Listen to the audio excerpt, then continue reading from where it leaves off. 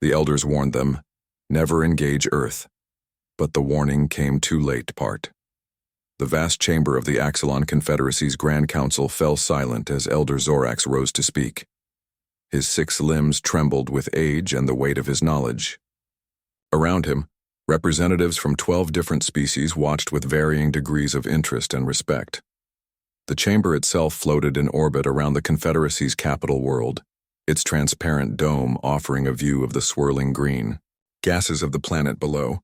My fellow council members, Zorax began, his voice cracking slightly. Our deep space exploration fleet has discovered a new civilization in the outer rim of the Orion Arm. A murmur passed through the assembled aliens. Discoveries of new intelligent life were not uncommon in the vast confederacy that spanned 3 spiral arms of the galaxy, but formal announcements like this usually meant something significant. Fleet Commander Krell shifted in his seat with poorly concealed impatience. His scaled skin glinted blue under the chamber's lights. Recently promoted and ambitious, Krell had little time for the cautious approaches of the elders. The Confederacy had grown powerful by expanding and absorbing other civilizations, not by holding meetings. This species calls themselves humans, Elder Zorax continued. They inhabit a single planet they named Earth. Our deep reconnaissance suggests they are primitive in technology, but... The elder paused, his compound eyes darkening. Extraordinary in their capacity for adaptation and violence. Ambassador Nylith, a tall, willowy being with silver skin, waved one of her 4 arms dismissively. Another primitive species? What possible threat could they pose to the Confederacy? We have encountered thousands of developing worlds. Zorax's breathing tubes fluttered in agitation. We have encountered them before, Ambassador. 3,000 cycles ago. It did not end well for our ancestors. The room fell completely silent. Even Commander Krell's attention was suddenly focused. The Confederacy's recorded history stretched back over 10,000 cycles, but much from the early periods remained shrouded in mystery. The archives are clear on this matter, Zorax said, his voice dropping to nearly a whisper, forcing everyone to lean forward. The expedition that encountered Earth 3 millennia ago was nearly destroyed. Only 1 scout ship returned. The records from that time ordered a complete quarantine of their star system. Science Minister Pellex raised his eyestalk. But surely after 3,000 cycles we should reassess? Our technology has advanced considerably since then. The warning in the archives was absolute, Zorax replied firmly. The humans exhibited traits unlike any species we had encountered. They were individually unpredictable, extraordinarily adaptable, and demonstrated a capacity for both cooperation and violence that our analysts still cannot fully explain. Commander Krell finally spoke, his voice smooth and controlled despite his inner excitement. With respect, Elder Zorax, times have changed. The Confederacy now spans 3 spiral arms.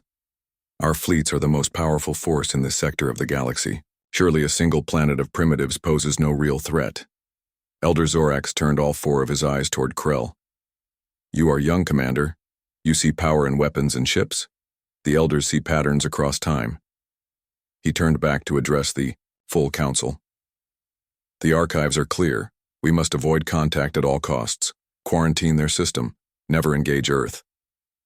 The meeting continued for another hour as council members debated other matters, but Commander Krell barely listened. His mind raced with possibilities. A species so dangerous that the Confederacy had quarantined them for 3,000 cycles? This wasn't a threat. This was an opportunity. A chance to prove the Confederacy's current dominance and, more importantly, his own fitness to lead. Krell nodded respectfully as the council adjourned but left the chambers with plans already forming in his mind. The warnings of the elders were merely superstitious caution based on ancient history, he thought. How dangerous could one species possibly be? Across the vastness of space, on a blue-green planet circling an ordinary yellow star, Navy Commander Diane Russell studied satellite footage on a large monitor. The office around her bustled with activity as other military personnel went about their duties at the Naval Space Command Center. There it is again, she said, pointing to a strange distortion at the edge of their solar system. Play it back, slower this time. Lieutenant Paul Evans, a young officer with bright eyes and a serious expression, tapped at the keyboard. The footage replayed, showing what appeared to be a momentary warping of space near Neptune's orbit. That's the third anomaly this month, Russell noted, leaning closer to the screen. And they're getting closer. Evans nodded. Whatever it is, it's not natural. The movement patterns suggest deliberate positioning. Commander Russell straightened, her expression thoughtful. At 42, she had spent her entire adult life in the Navy, rising through the ranks with a reputation for being both brilliant and calm under pressure. Something's watching us, Paul. Aliens? Evans asked quietly, saying out loud what they had both been thinking. Russell didn't answer immediately. After 20 years of service, she had learned to be careful with speculation. Let's stick to what we know. These are unidentified objects that don't match any known phenomena and appear to be conducting surveillance. She turned to face her junior officer. Inform General Clark that I want to move us to security level 3 and get me the latest data from the deep space array. If there's anyone out there, I want to know everything about them before they decide to make a proper introduction. Evans nodded and hurried off to carry out his orders. Russell turned back to the monitor, studying the strange distortion. Throughout human history, first contact scenarios had been imagined countless times, in books and films. Some depicted aliens as benevolent visitors, others as terrible invaders. Russell had never given much thought to which scenario was more likely. Until now. Whatever you are, she whispered to the screen, I hope you come in peace. But if you don't, you'll find that Earth isn't as primitive as we might look. In his private quarters aboard the Confederacy's military command station, Commander Krell reviewed the data on the human planet. His personal attendant, Officer Vex, stood nervously by the door. The elders have explicitly forbidden contact with Earth, Vex reminded him, his voice low. Krell's mandibles clicked in annoyance. The elders fear myths and ancient history. We are the future of the Confederacy. He pulled up a holographic display of Earth, zooming in on its continents, oceans, and the crude satellites orbiting it. Look at them, Vex. Their technology is centuries behind ours. They haven't even colonized their own solar system. But the archives, Vex began. The archives speak of encounters from 3,000 cycles ago. Krell interrupted sharply. 3,000 cycles. Do you know what our Confederacy was like 3,000 cycles ago? We were nothing compared to what we are now. Krell expanded the hologram to show his newest battlecruiser, the Dominance. These humans will serve as an excellent demonstration of our power and my fitness to lead the Confederacy into its next great expansion. Vex hesitated, then asked the question that had been bothering him. And if the elders discover your plans? Krell's outer eyelids narrowed. By then, it will be a matter of celebrating our victory, not questioning our actions. He dismissed the hologram with a wave of his hand. Prepare my personal fleet. We depart in 3 days, and Vex, speak of this to no one. As Vex left, Krell turned to look out the viewport at the stars. Soon, he would make a name for himself that would echo through Confederate history for the next 3,000 cycles. The humans would be conquered or destroyed, and the ancient warnings would be revealed as nothing more than the fears of a bygone era. How dangerous could one species possibly be? The elders warned them, never engage Earth, but the warning came too late. Part 2 Commander Krell stood on the bridge of the Dominance, his flagship and the pride of his personal fleet. The massive vessel stretched nearly a mile long, its hull, shaped like a barbed spear. Around it, 5 smaller but still impressive warships moved in perfect formation as they prepared to leave Confederate space. All systems report ready, Commander, Officer Vex announced from his station. The jump. Drives are charged. Krell nodded with satisfaction. He had assembled this fleet in secret, away from the watchful eyes of the Grand Council and especially Elder Zorax. The ships carried his most loyal officers and crew members, beings who would follow his orders without question. Set course for the human world, Krell ordered. Maximum speed.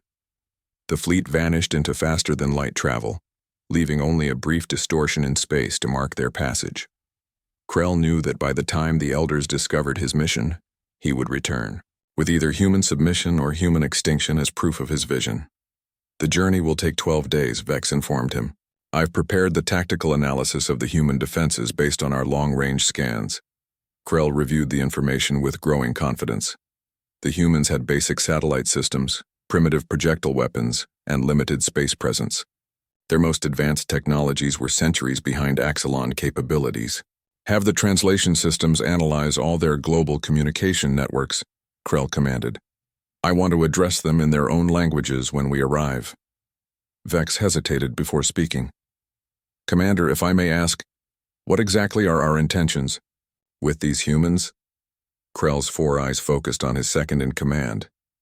Our intention is to offer them a simple choice that all primitive species face when meeting the Confederacy. Join us or perish. Based on their response, we will either have new subjects or an example to all who would resist us.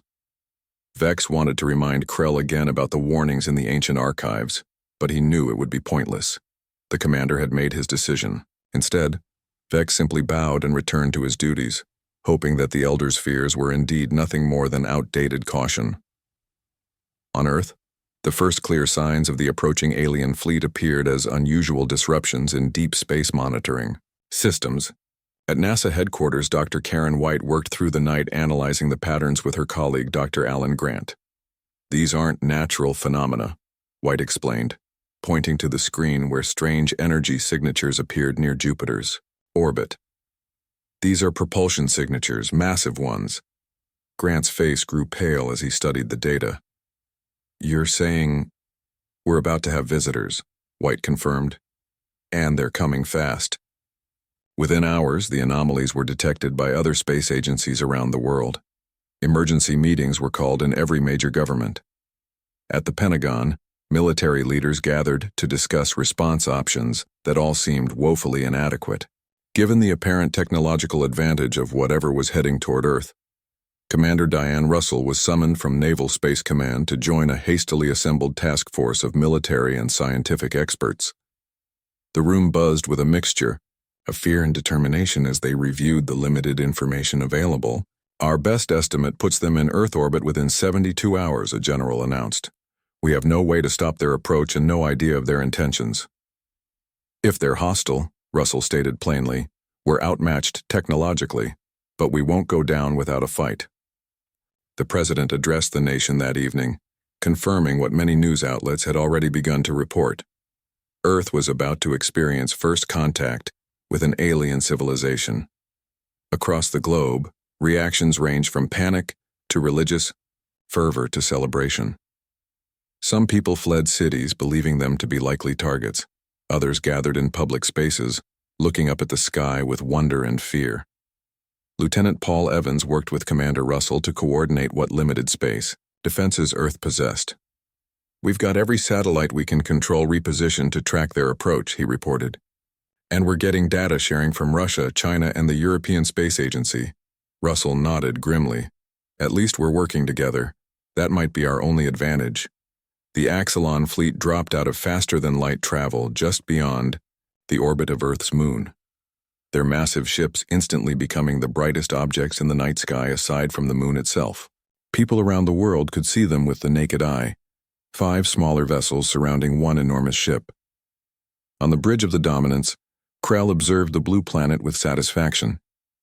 Just as our scans showed, beautiful but primitive, their communication networks are exploding with activity, an officer reported. They've detected us. Of course they have, Krell said with amusement.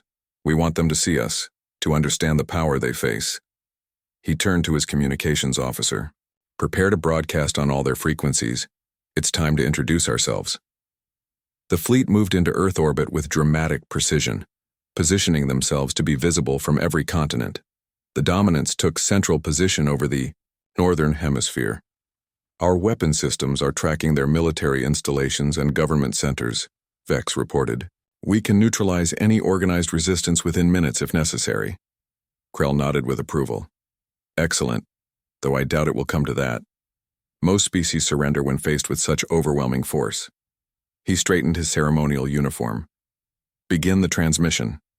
In the White House Situation Room, Commander Russell watched alongside the president and his advisors as the alien ships took position around the Earth.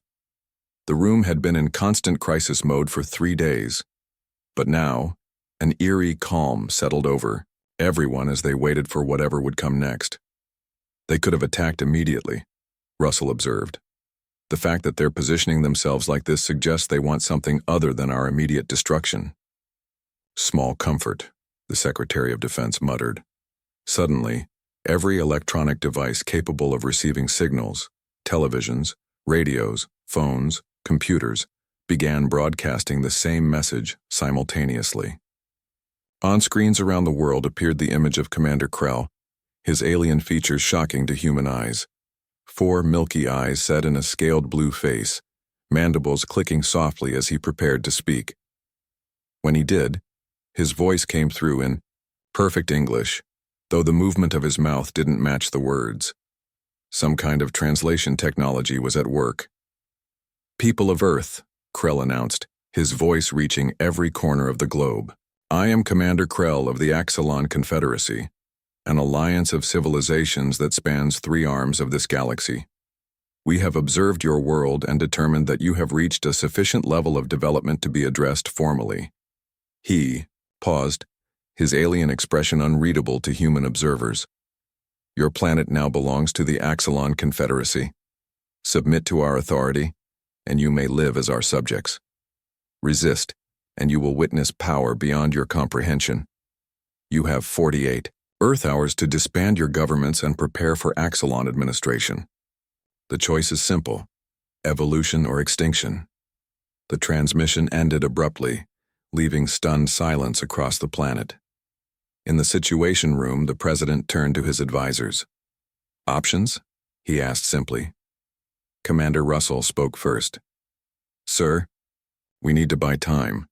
We know almost nothing about them, but they seem to know a lot about us. That's an information imbalance we need to correct before making any decisions." Dr. White, who had been called to the meeting, nodded in agreement. "Commander Russell is right. We need to engage them in dialogue, learn about their technology, their culture, their weaknesses." The president looked around the room, seeing determination replace fear on the faces of his advisors. "Draft a response. Tell them we're interested in learning more about the Confederacy before making any decisions. Request a meeting of representatives." As the diplomats began working on the official response, Commander Russell leaned toward Lieutenant Evans and whispered, "And while we're talking, we'll be planning. If these Axalon want our planet, they'll learn that humans don't surrender easily." Evans nodded grimly. "The real question is, what made them so confident they could simply demand our surrender? Either they're arrogant beyond belief, or they have weapons we can't even imagine." "Probably both," Russell replied. "But arrogance can be a weakness, and any weapon can fail." She looked up at the screen showing the massive alien ships in orbit. "We just need to figure out how." The elders warned them, never engage Earth. But the warning came too late. Part 3. The United Nations Security Council convened in an emergency session unlike any in its history. Representatives from every nation watched in stunned silence as recordings of Commander Krell's ultimatum played on screens around the chamber. Armed guards stood at every entrance, though everyone understood that no amount of security could protect them from the alien ships hovering in orbit. "We have less than 48 hours to respond," said Secretary General Maria Lopez, her voice steady despite the circumstances. "What do we tell them?" The room erupted in overlapping voices until the American ambassador raised his hand for silence. "The President has authorized me to share that our military believes direct confrontation would be unsuccessful at this time. We need to engage diplomatically." The Chinese representative nodded in agreement. "For once, we are in complete agreement with our American colleagues. We must buy time." Commander Diane Russell stood at the back of the room with Dr. Karen White. They had been invited as advisors due to their early detection of the alien approach. "We need to assess their capabilities before we commit to any action," Russell suggested, when asked for her input. "Their technology is clearly advanced, but every species has weaknesses." The official response, drafted over the next few hours and approved by all member nations, was deliberately diplomatic. Earth requested negotiations. and cultural exchange before any discussions of submission could begin. The message emphasized humanity's diversity and suggested that integration into the Confederacy would require careful planning. The response was transmitted to the dominants on all frequencies. On the bridge of his flagship, Commander Krell received the message with amusement. "They seek to delay," he told his officers, "a common tactic among primitive species when faced with superior force." Officer Vex studied the human response carefully. "They appear more organized than we anticipated. Their response comes from a unified body representing all their nations, despite our intelligence suggesting they are a divided species." Krell waved a dismissive hand. Temporary unity in the face of an external threat, nothing unusual. He rose from his command chair. "It is time to demonstrate our power. Perhaps then they will understand the futility of any response but surrender." He turned to his weapons officer. "Target the uninhabited island designated Alpha 3 in their Pacific Ocean. Use the primary energy cannon at 20% capacity." 20%? The officer questioned. "That will vaporize the entire landmass." "Precisely," Krell replied. "A clear demonstration without unnecessary loss of life. I want them afraid, not vengeful." The Dominance's massive energy weapon charged, visible, from Earth as a growing point of blue light on the hull of the alien flagship. Scientists and military personnel watched with a mixture of dread and fascination as energy readings spiked off their charts. When the beam fired, it cut through the atmosphere like a spear of light, striking a small, uninhabited island in the Central Pacific. The energy didn't just destroy the island, it vaporized it completely, leaving nothing but boiling ocean water in a perfect circle 3 miles wide. Krell observed the aftermath with satisfaction. Now they understand. Transmit. Again on all frequencies. That was 20% of one weapon on one ship. We have many ships and many weapons. Your time is running out. In the Pentagon's command center, military leaders from around the world watched the demonstration in horrified silence. The Russian general was the first to speak. "If they fire that weapon at full power on a city, we—" "Get it," Commander Russell interrupted. "But notice, they chose an uninhabited target. They want surrender, not annihilation." A British admiral shook his head. "That's cold comfort when we have no defense against such weapons." "Not yet," Russell agreed. "But they've just shown us something important. The energy signature of their weapon system. Our scientists can analyze it now." Dr. White was already working with a team of physicists, studying the data collected during the attack. "The energy beam created a specific distortion in our atmosphere before impact," she noted. "There's a pattern here we might be able to use." Instead of cowing humanity into submission, the alien demonstration had the opposite effect. Around the world, nations that had been enemies for generations now shared intelligence freely. Scientists collaborated across borders. Military commands integrated their systems. "They don't understand us," Russell observed during a strategy session. "They think we'll respond like a hive mind, with one decision based on fear." "That's their weakness," replied Chinese Admiral Zhao. "They expect submission. They don't realize that humans become most dangerous when threatened." While the official diplomatic channels sent messages pleading for more time, behind the scenes, Earth prepared for war. Every satellite was repurposed to gather data on the alien ships. Computer experts worked to decode the alien transmissions, searching for ways to infiltrate their systems. Dr. White made a breakthrough less than 10 hours after the demonstration. "Their communication protocols, they're not that different from ours," she explained to Russell and other military leaders. "More advanced, yes, but based on similar principles. We might be able to hack into their network." Lieutenant Paul Evans led a covert team that took an even more direct approach. Using stealth aircraft, they managed to reach a small alien scout ship that had ventured into the lower atmosphere to collect samples from Earth's oceans. "It's a risk," Evans admitted when proposing the mission. "But we need to get our hands on their technology." The mission succeeded beyond expectations. The alien crew, unprepared for a direct assault on what they considered a routine scientific mission, were quickly overwhelmed. The scout ship and 2 alien crew members were captured and transported to a secure facility. "Their physical forms are more fragile than ours," Evans reported after the operation. They seem adapted to lower gravity environments. And their atmosphere requirements are different. They find our air barely breathable. The captured ship provided critical insights into alien technology. Engineers and scientists worked frantically to understand its propulsion, weapons, and communication systems. They're vulnerable, Dr. White announced after preliminary analysis. Their cybersecurity is designed to protect against attacks from other spacefaring civilizations, not from us. Our approaches to computer systems are completely different from what they're prepared for. Commander Russell immediately saw the opportunity. If we can get into their systems, we might be able to disrupt their fleet coordination. White finished. Maybe even their weapons targeting. Around the world, other advantages were being discovered. The aliens seemed unprepared for Earth's diverse biosphere. Samples from the captured crew members suggested vulnerability to certain Earth bacteria.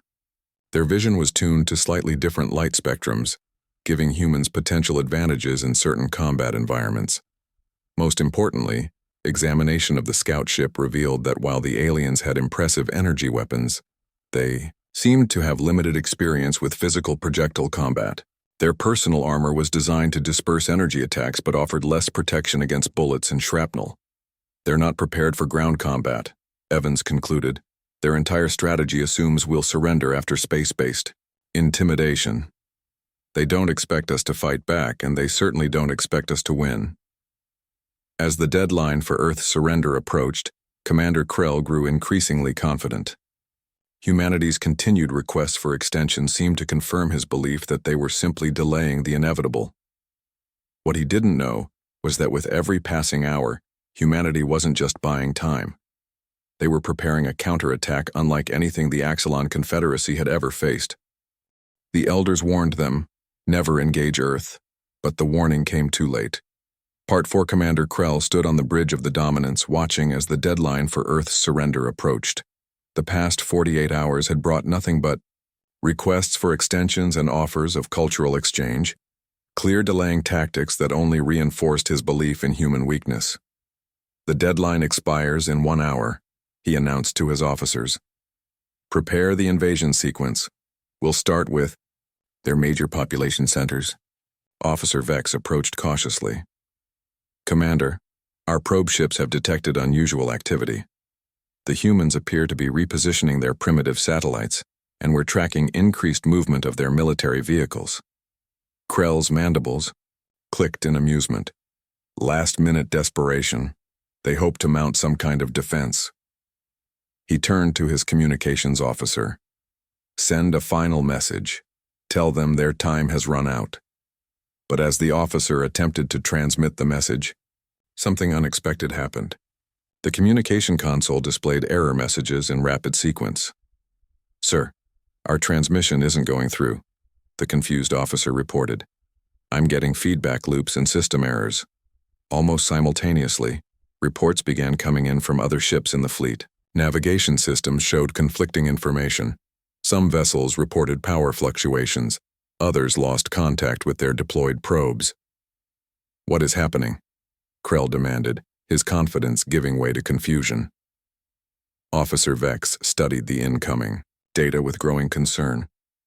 It appears that our systems are being infiltrated, but that's impossible.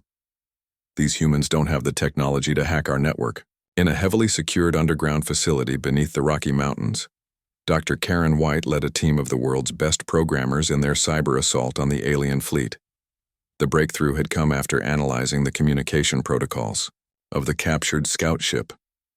Their systems are incredibly advanced, White explained to military observers, but they evolved differently than ours.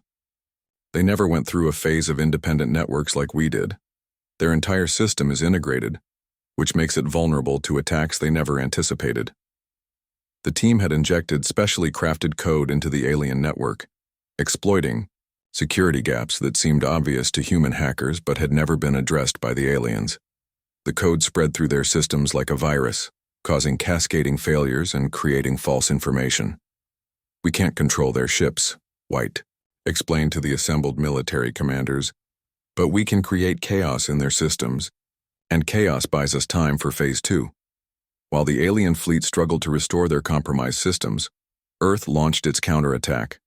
High-altitude missiles carried specially designed electromagnetic pulse warheads to precise coordinates around the alien fleet. When detonated, they created localized EMP fields that further disrupted alien electronics without affecting Earth's hardened military systems. Commander Russell coordinated the attack from a mobile command center. "Status report," she demanded as the EMP weapons detonated. "Direct hits on all targets," a technician reported. "Alien ships are showing significant power fluctuations." "Launch Phase 3, Russell ordered. Across the globe, military forces deployed. Conventional missiles, modified with insights from the captured scout ship, targeting specific vulnerabilities in the alien vessels. The missiles were not powerful enough to destroy the massive ships, but they weren't meant to. Instead, they struck sensor arrays, weapons platforms, and communication nodes with surgical precision. "They expected us to surrender," Russell told her team. "They never prepared for a coordinated planetary defense. Their arrogance is their weakness." On the bridge of the Dominance, alarms blared as reports of damage came in from across the fleet. Krell struggled to maintain control as his carefully planned invasion disintegrated into chaos. "How is this possible?" he shouted as another explosion rocked his flagship. "They're primitives." Officer Vex worked frantically at a terminal, trying to restore their defensive systems. "Sir, they're targeting our external sensors and weapons." "Guidance systems. They've studied our technology. They know exactly where to strike." Krell stared at the view screen in disbelief as Earth's missiles continued to find their marks with uncanny precision. "Launch all fighter craft," he ordered. "Target their missile launch sites." But as the order went out, another shock awaited the Axelon commander. Earth's atmosphere was suddenly filled with aircraft unlike any they had detected before. Fighters that moved with incredible speed and agility, intercepting the alien craft as they deployed from the larger ships. "Where did these come from?" Krell demanded. "Our scans showed nothing like this in their arsenal." Commander Russell strapped herself into the cockpit of Earth's newest weapon. Space fighters hastily retrofitted with technology reverse-engineered from the captured scout ship. The squadron of 20 craft had been hidden in underground hangars, assembled in secret during the brief window the aliens had given Earth. "Talon Squadron, form up," Russell ordered as her fighter accelerated upward through the atmosphere. "Remember, your training. These aliens expect us to cower. Let's show them how humans respond to threats." The Earth fighters engaged the alien craft in a chaotic battle through the upper atmosphere in low orbit. The alien pilots clearly had more experience in space combat, but they were unprepared for the aggressive, unpredictable tactics of the human pilots. "They fly in patterns," Russell observed as she outmaneuvered an alien fighter. "They're predictable. They fight by the book." The human pilots, in contrast, improvised constantly, communicating and adapting their tactics on the fly. What they lacked in technology, they made up for in creativity and determination. Officer Vex approached Commander Krell on the increasingly damaged bridge of the Dominance. Consoles sparked around them, and the lighting flickered as power systems struggled to compensate for battle damage. "Commander, we must withdraw and regroup," Vex urged. "Our systems are compromised, our fighters are taking heavy losses, and our main weapons cannot target properly without the sensor arrays." Krell's 4 eyes blazed with fury. "I will not be defeated by primitives. The Confederacy has never retreated from a species at this development stage. These humans..." Vex hesitated, choosing his words carefully. "They fight like nothing we've encountered. The archives warned us. We should have listened." Before Krell could respond, the ship rocked violently as a concentrated barrage of missiles struck the Dominance's main propulsion system. Warning lights flashed across the bridge as systems began to fail throughout the massive vessel. "Sir?" a panicked officer called out. "We've detected multiple small craft approaching the ship. They appear to be boarding parties." Krell turned to his security chief in disbelief. "Boarding parties? They're trying to board our flagship?" The security chief checked his screen. "Yes, Commander. They've breached the lower hangar deck. Security teams are engaging, but..." He paused, checking the incoming reports. "The humans are using projectile weapons. Our armor is optimized against energy weapons." For the first time, Krell felt a flicker of fear. The Elder's warnings about humanity echoed in his mind. Could the ancient archives have been right all along? Lieutenant Paul Evans led the boarding team that forced their way into the Dominance. The mission was incredibly risky, but intelligence from the captured scout ship had identified the flagship's key systems and command structure. Remember, Evans told his multinational team of soldiers as they moved through the alien corridors, their physical strength exceeds ours, but they're vulnerable to our weapons, and they're not used to close-quarters combat. Stay together and stick to the plan. The human soldiers moved with discipline and determination, fighting their way toward the bridge. Their conventional firearms proved devastatingly effective against aliens whose defense technology had evolved to counter energy. Weapons. The alien crew, trained primarily for space operations, were unprepared for the intensity of room-to-room combat. As Evans and his team approached the bridge, he received a transmission from Commander Russell, still engaged in the space battle. Outside. "We've almost got them, Lieutenant," her voice came through his headset. "Their fleet is in disarray. Take their commander if you can. We need to end this now." Evans checked his weapon. "Understood, Commander. We're almost at the bridge. It's time to introduce Commander Krell to humanity up close." The Elders warned them, never engage Earth, but the warning came too late. Part 5. Lieutenant Paul Evans and his team reached the entrance to the bridge of the Dominance. The corridor behind them showed signs of their difficult journey. Scorch, marks from alien weapons and the still forms of both human soldiers and alien crew who had fallen in the fighting. "Breaching charges set," a soldier reported, placing explosives around the sealed bridge door. Evans nodded. "Everyone take cover. We go in fast. Remember, we want Commander Krell alive if possible." The explosion ripped through the door, and the human soldiers rushed onto the bridge through smoke and debris. They found the alien command crew in disarray, some attempting to repair damaged consoles while others raised weapons. In the center of the bridge stood Commander Krell, his blue-scaled skin darkened with anger, and his 4 eyes fixed on the human intruders. Unlike his crew, who seemed shocked by the direct assault, Krell's posture showed only rage and defiance. "So the primitives have teeth after all," he said, his translation device converting his clicks and whistles into English. Evans kept his weapon trained on the alien commander.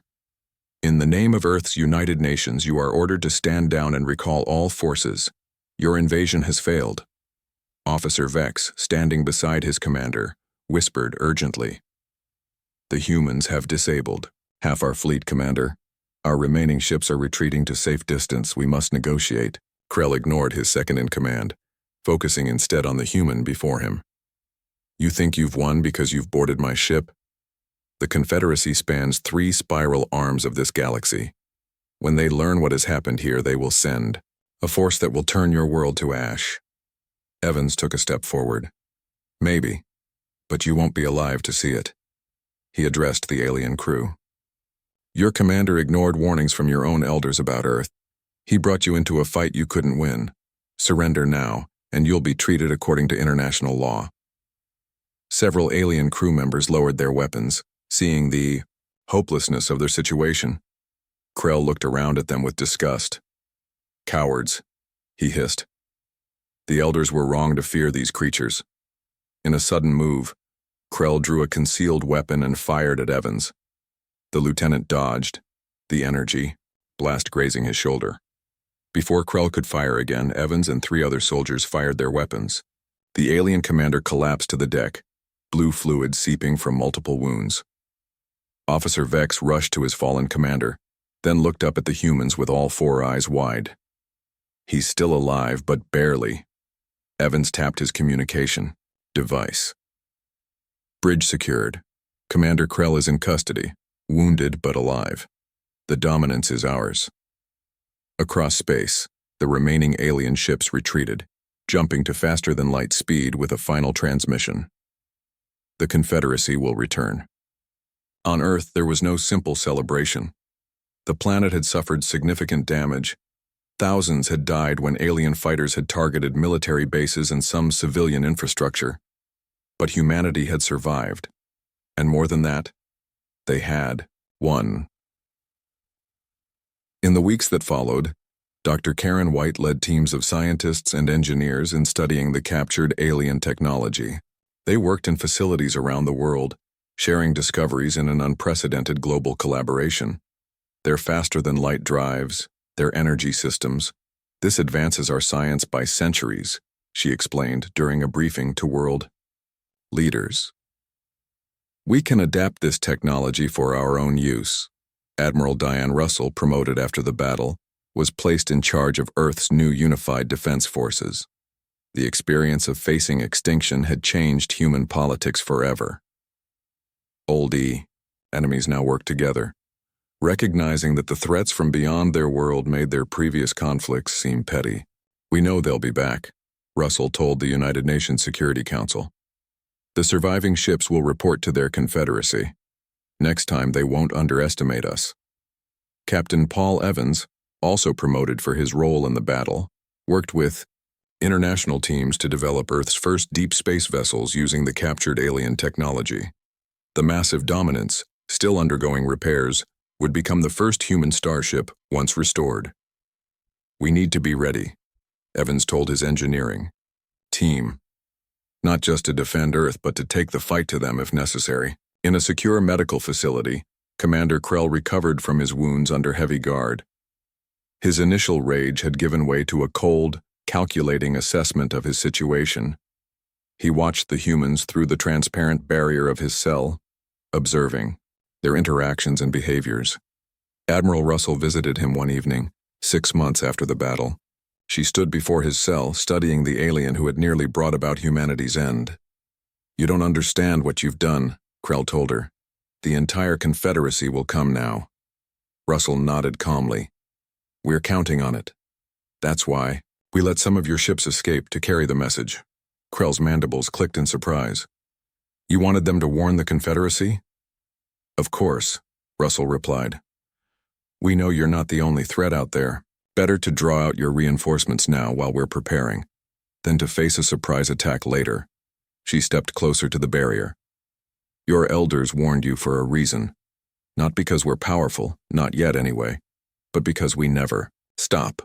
We adapt, we learn, we overcome." She activated a small device, showing Krell holographic images of the progress humans had made with his technology.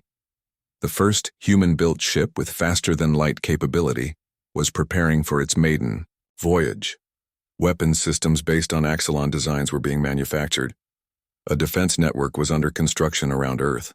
"By the time your reinforcements arrive," Russell continued, "we won't be the primitive species you found. We'll be among the stars, and the Confederacy will learn what your elders already knew. Earth doesn't just defend. We explore, we expand. And now, thanks to you, we're coming." Krell watched her leave, a new emotion replacing his anger, something close to fear. He thought of the ancient warnings in the Confederate archives, warnings he had dismissed as superstition. Now he understood. These humans weren't dangerous because of their technology. They were dangerous because of their nature, their relentless drive, their ability to unite in crisis, their capacity to turn defeat into opportunity. In the vast chamber of the Grand Council, Elder Zorax received the distress signal from the retreating fleet. The other elders looked to him in silence as he reviewed the detailed report of Commander Krell's failed invasion. "And so it begins again," Zorax said quietly. "Prepare the archives. Future generations must know why we feared Earth." A younger council member spoke hesitantly. "Should we send ships to rescue Commander Krell?" Zorax's compound eyes darkened. "No. The humans will learn much from him, but that cannot be helped now. We must prepare the Confederacy for what comes next." "And what is that?" asked Ambassador Nyleth, who had once scoffed at the elders' warnings. "War," Zorax replied simply. "But not as we have known it. These humans will not wait for us to return to their world. They will spread through the stars like fire, learning, growing, challenging. The galaxy as we have known it is ending." As if to confirm his words, Confederate monitoring stations at the edge of the Sol system detected a new signal, a small ship, clearly of human design but incorporating Axelon technology, activating its faster-than-light drive for the first time. Humanity had reached the stars, and the universe would never be the same. The elders had warned them, never engage Earth. But the warning had come too late.